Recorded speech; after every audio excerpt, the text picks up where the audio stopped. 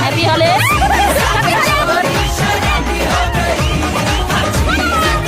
Weight হোলীৰ ভিডিঅ'টো চাব বাৰু।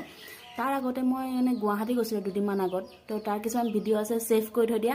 তো আগত সেই গুৱাহাটীৰ ভিডিঅ'টো চাই লওক, আৰু হোলীৰ ভিডিঅ'টো লাহে লাহে আহি আছে।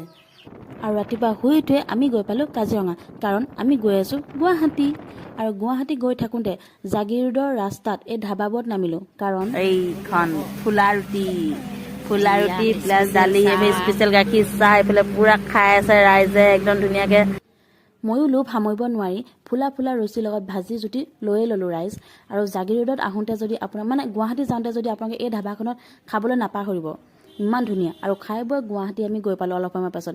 আৰু তাত গৈ এই ডাঙৰ বিল্ডিংবোৰৰ ভিতৰত আমিকেইটাই গৈ আৰামছে এখন ৰাজমহল ভোজনালয় বিচাৰি পালোঁ।